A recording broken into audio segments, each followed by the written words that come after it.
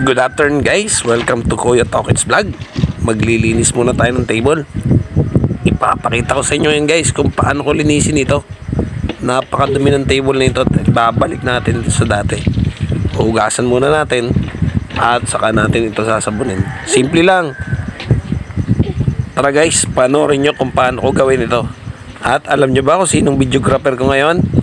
Ang videographer ko ngayon ay ang aking bunsong si Atina. Ayan, thank you baby sa pag-video sa daddy. Dito, lapit mo. Tingnan mo yan. Tingnan mo. Ito, video mo yan. Oh. Tingnan mo ha. Dumi guys, oh. Linisin natin yan guys. Oh, dumi. Oh.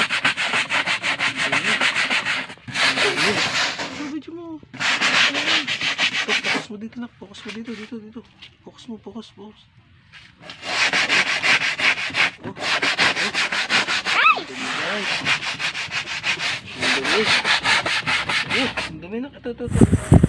At habang pinapanood nyo ang video nga re, huwag nyo kalimutang mag-subscribe, mag-like at mag-share nyo na rin ang video nito.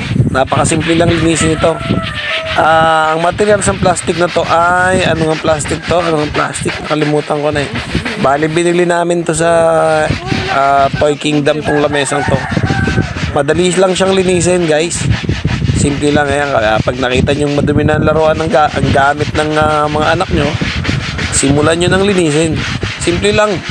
Joy lang to at brabrasin mo ng kaunti. Tanggal agad ang dumi. At mababalik mo ito sa dati. Study table nga pala ito ni Kuya CJ noon pa. At minana na to ni Atina. Napakatibay ng lamesa na to. Magagamit ng lahat ng anak nyo.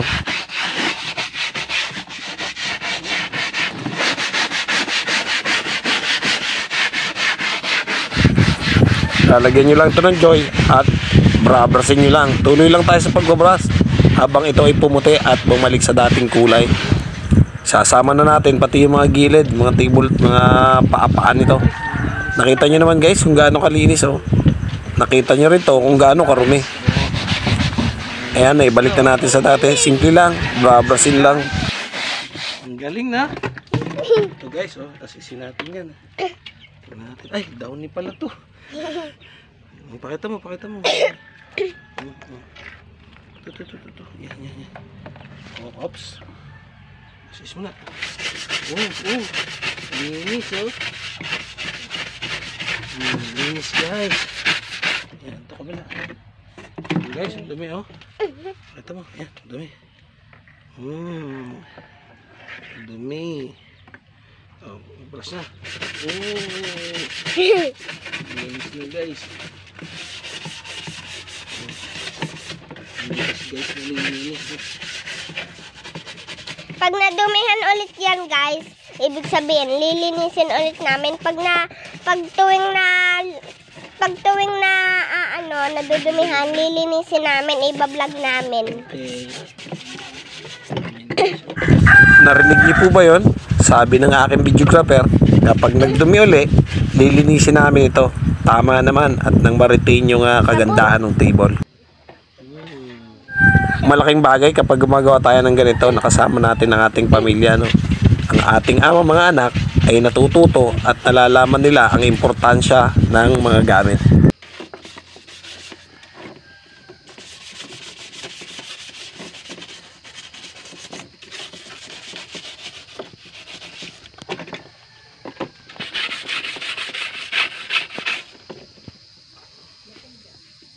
Guys, may nagawa na naman kaming maganda ngayong araw na to.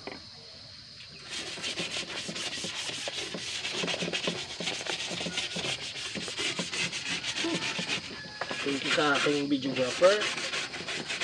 Thank you po sa aming subscriber, sa aming followers. Guys, maraming salamat. At malinis namin. Isa pa. Asising pa uli natin. Para malinis na malinis guys. Linis na guys. Awas na!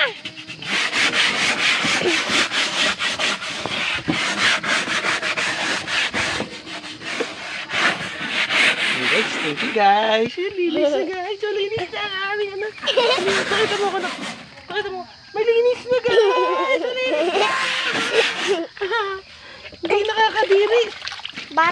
Okay.